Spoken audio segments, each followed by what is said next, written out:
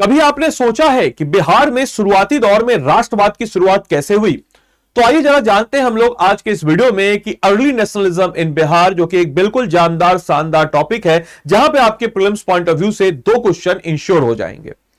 तो आज हम लोग बात करने वाले हैं अर्ली नेशनलिज्म इन बिहार, यानी कि बिहार में प्रारंभिक राष्ट्रवाद 1890 से 1915 के दौर में क्या क्या चीजें बिहार में घटित हुई थी। आइए जरा समझते हैं।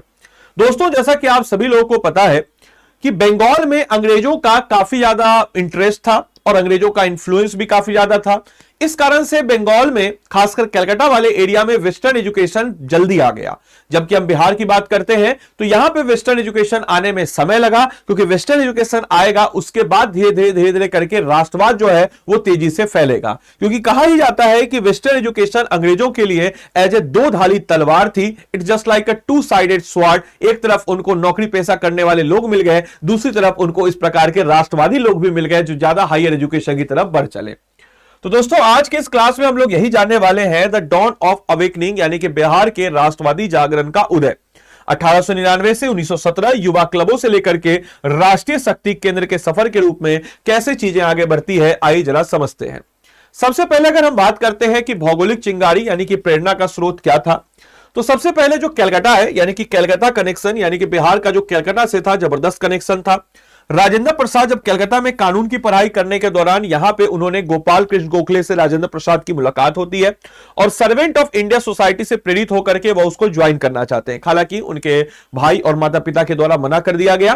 देन उसके बाद यहां पे हमको लेकिन इस चीज को तो नजर आता है, राजेंद्र प्रसाद वापस जब बिहार में आएंगे तो जरूर इन सारे पहलुओं के ऊपर चर्चा करेंगे। वहीं दूसरी तरफ हम अगर बात करते हैं तो मुंगेर के कृष्ण प्रसाद भी इसी संस्थान से जुड़ना चाहते थे, जो कि अल्टीमेटली आगे नहीं कर पाते ये भी। वहीं नोट 3 में अगर हम बात करते हैं तो राम दिवाली सिंह, जो कि मुजफ्फरपुर से, जैसे युवाओं ने देश सेवा की प्रबल भावना अचानक से जागृत हुई और अचानक से जो है ये बिहार में ये राष्ट्रवाद का दौर जो है बहुत तेजी से बढ़ने लगा। वहीं अगर हम बात करते हैं पहला एपिक सेंटर इस पूरे एरिया का क्या था, तो दरभंगा। दरभंगा एक ऐसा टाउन था जिस टाउन में बहुत कुछ दिया, बहुत कुछ समझाया, बहुत कुछ सिखाया। बिहार के शुरुआती दौर में नेशनलिज्म को एकदम जबरदस्त एक शेप दिया। पहला केंद्र था दरभंगा का युवा आंदोलन, जहां पे फाउंडेशन हुआ था बॉयज एसोसिएशन 3 मार्च 1899 को राज मैदान में। युवा क्लब 1920 तक राजनीतिक गतिविधियों का मुख्य केंद्र था। इसके लीडर थे अफाक खान अध्यक्ष थे, सूर्यदेव नारायण शर्मा जो थे फाउंडर थे, कमलेश्वर चरण सिन्हा सचिव थे। प्रेरणा कहां से मिली, तो बंगाली क्रांतिकारियों के निरंतर मार्गदर्शन में। वहीं इन्हीं के द्वारा एक सरस्वती एकेडमी 1901 में स्टैब्लिश किया गया। एक छोटी सी झोपड़ी में, एक छोटी सी हट में होता था।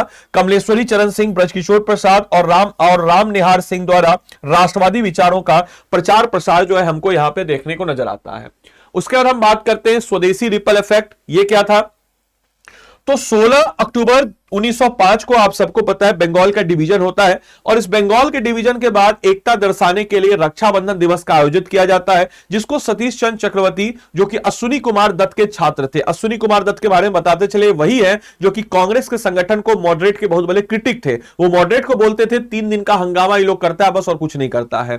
लहर 2 हमको 6 फरवरी 1906 को नजर आता है, जहां पे युवाओं के द्वारा स्वदेशी यानी कि भारतीय निर्मित वस्तुओं के उपयोग के लिए एक ऐतिहासिक शपथ लिया गया था। लहर 3 हमको मुंगेर व छात्र संघ नजर आता है, जहां पे सुरेंद्रनाथ बनर्जी के भाषण से प्रेरित होकर के श्री कृष्ण जैसे लीडर जो आगे जाके बिहार के पहले मुख्यमंत्री बनते हैं, और तिलकेश्वर प्रसाद का जागरण और बिहारी छात्र सम्मेलन 1906 की स्थापना हमको नजर आती है।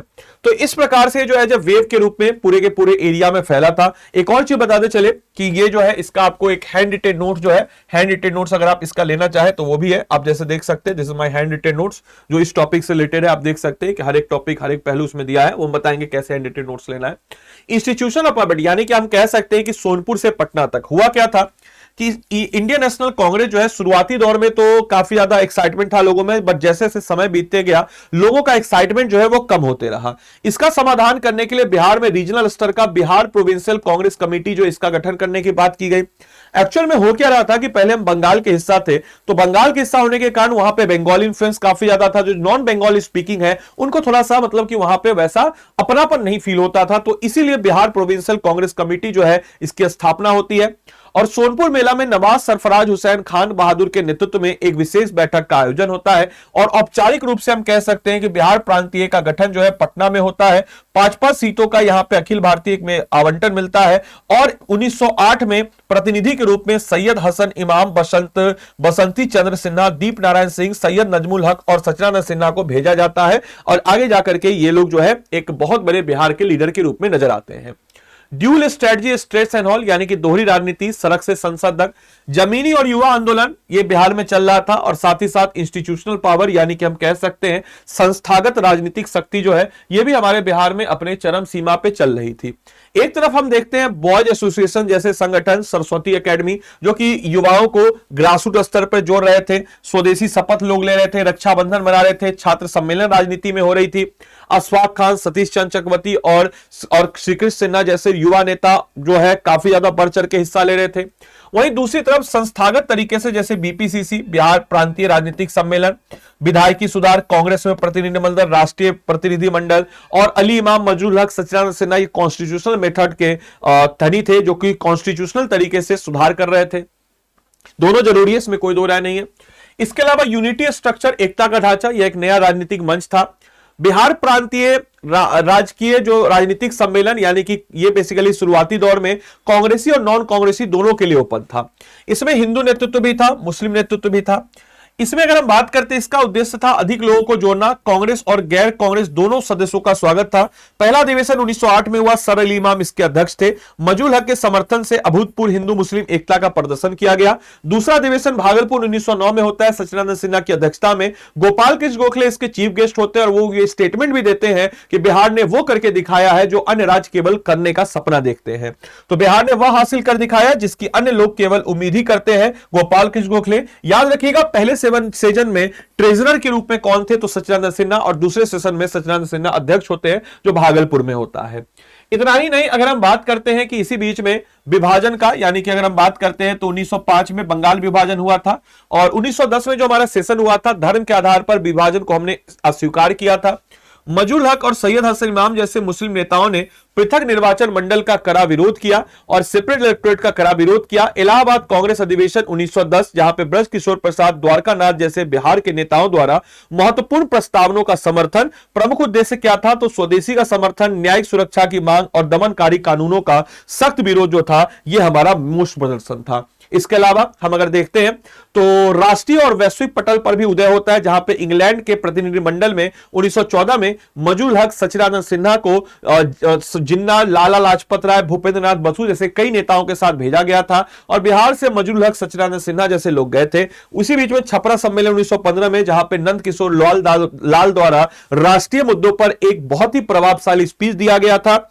इसका तात्पर्य अगर हम बात करते हैं तो 14 से 18 के बीच में राष्ट्रीय राजनीति में बिहार की भूमिका पर बहुत ज्यादा, मतलब हम कह सकते हैं कि भाई बिहार की भूमिका हाशिए पर नहीं थी बल्कि केंद्र में थी। ऑब्वियस बात है, एक सेंटर बन चुका था बिहार। अब बिहार जो है एक इग्नोरेंट नहीं था, अचानक से इधर आपके बिहार जो है एक अलग स्टेट भी बन जाता है, आप सबको पता है 1912 में। तो इससे भी बिहार को काफी ज्यादा माइलेज मिलता है।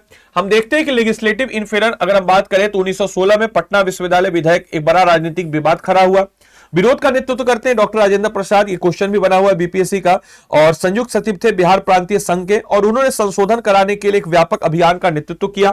वही विशेष अधिवेशन बांकीपुर में 1916 और अगस्त 1917 में होता है हसन इमाम की अध्यक्षता में, जिसमें मुख्य बिंदु था होम रूल लीग आंदोलन के दमन का विरोध और संवैधानिक सुधारों की रूपरेखा तैयार करना इसका मेन मकसद था। इतना ही नहीं, हम अगर बात करते हैं बिहार के पॉइंट ऑफ व्यू से तो बिहार में हमको नजर आता है बिहार मॉडल जो कि 1908-1916 में हिंदू मुस्लिम एकता का एक प्रतीक था, युवाओं का एक घर था। बॉयज एसोसिएशन और स्वदेशी लहर काफी चरम सीमा पे थी। बीपीसीसी और प्रांतीय राजनीतिक सम्मेलन काफी अच्छे तरीके से हो रहे थे। अटूट हिंदू मुस्लिम एकता एक हमें देखने को नजर आ रहा था। राष्ट्रीय पटल पर अभूतपूर्व प्रभुत्व नजर आ रहा था और इस मॉडल ने बिहार को मात्र कुछ ही वर्षों में एक स्थानीय युवा आंदोलन से उठा करके एक राष्ट्रीय राजनीतिक यानी कि एक नेशनल मूवमेंट की तरफ बिहार को ले चले। तो दिस इज द थिंग जो शुरुआती दौर में नेशनलिस्ट मूवमेंट हमको नजर आता है।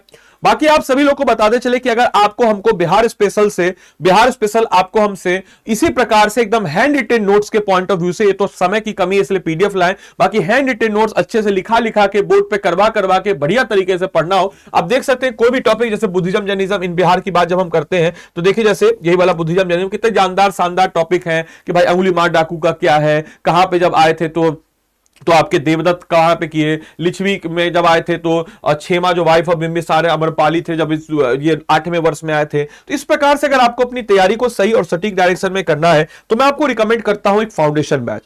दोस्तों अगर आप 73rd बीपीएससी की तैयारी कर रहे हैं 73rd की और 72nd बस देने के लिए दे रहे हैं, खाना पूर्ति करने के लिए दे रहे हैं कि आपको भी पता है कि आपका मेन फोकस 73rd है, तो आपके लिए फाउंडेशन बैच है, आप जुड़िए। बाकी ऐसे बच्चे जो 72nd बीपीएससी दे रहे हैं लेकिन उनका फोकस 73rd है, उनके लिए फाउंडेशन बैच है।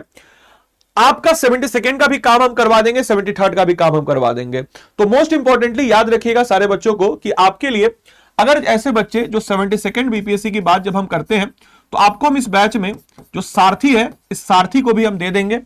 इस बैच की खास बात अगर हम करें तो इसमें जो है 1100 आपको आवर्स की लाइव क्लासेस नजर आ जाती है। और इस 1100 आवर्स की लाइव क्लासेस की बात जब हम करते हैं तो जैसे लेटेस्ट सपोज कि मैंने आपको पढ़ाया अर्ली नेशनलिज्म इन बिहार, इस टॉपिक को मैंने पढ़ाया, हैंड रिटन नोट्स आपको बनवाए, बोर्ड पर बोर्ड वर्क के साथ होता है। आप पूछिएगा सर कैसी क्लास होती है, बोर्ड वर्क के साथ क्लास होती है, नो पीपीटी, आपको नोट्स बनाए हिंदी इंग्लिश दोनों में। इसके बाद इस बैच में आपको मिलेगा मेंटोर। मेंटोर क्या करेगा, तो इस टॉपिक से रिलेटेड आपको जो भी पॉइंट है उस जो भी पॉइंट से रिलेटेड आपको एमसीक्यू करवाएगा। उसके बाद इसका मेंस का क्वेश्चन विथ सैंपल आंसर देगा, आप उसको देखेंगे, सबमिट करेंगे। सबमिट करने के बाद आप दोबारा उसको ऑब्वियसली सुधार करके देगा, आप दोबारा करेंगे और कोड आप आदि लाइव लगाएंगे ADILIV। तो इससे क्या हो जाएगा, ADILIV से क्या हो जाएगा मेरे भाई, तो ADILIV से ये हो जाएगा कि आपको मेरा मेंटरशिप मिलेगा, मैं कॉपी आपका दोबारा चेक करूंगा। इसके बाद इसमें आपको मंथली करंट अफेयर्स मैगजीन मिलता है। इतना ही नहीं, आपको डे 1 से एनसीईआरटी का रिकॉर्डेड कोर्स मिल जाता है, 5100 एमसीक्यू प्रैक्टिस करने के लिए क्वेश्चन, 8 किताबों का सेट आपके घर तक, जो किताब आपको दिखा स्टडी को पब्लिकेशन का 8 किताबों का सेट आपके घर तक। ग्रुप मेंटरशिप बाय फैकल्टीज मिल जाता है, डेडिकेटेड 2 महीने का प्रीलिम्स बैच। और अगर आप इस बार का भी पेपर देना चाहते हैं तो मेरा नंबर है, आप हमको इस पे व्हाट्सएप कर दीजिएगा 8789847319। आप बोल देगा सर हमको जो है सारथी बैच जो है भी लेना है, सारथी बैच भी लेना है, और सारथी बैच के साथ साथ सर हमको और 73rd का फाउंडेशन भी लेना है। इतना ही नहीं, इसमें हम आपको 4 महीने का आंसर राइटिंग का बैच जो कराएंगे वो भी आपको कराएंगे ताकि आपका आंसर राइटिंग में इनहैंस हो। और लगभग 950 प्लस टॉपिक और 3000 प्लस कीवर्ड्स आपको कवर अप कराएंगे। इसमें एक हम प्री रिकॉर्डेड भी देते हैं फाउंडेशन, ताकि आप जो है एक रेफरेंस के रूप में काम कर सके। और लाइव प्रीलिम्स क्रैश कोर्स में मिल जाता है। खुद सोचिए, प्रीलिम्स है, मेंस है, इंटरव्यू है, 8 किताबों का सेट है, 5100 एमसीक्यू है, एनसीईआरटी का रिकॉर्डेड कोर्स है, ग्रुप मेंटरशिप बाय फैकल्टीज है, 2 महीने का प्रीलिम्स बैच है, सारथी बैच भी इसमें आपको देते हैं, मंथली करंट अफेयर्स मैगजीन भी मिल जाता है, इंटरव्यू गाइडेंस भी मिल जाता है। ये सब कुछ आपको इस बैच में मिल जाता है।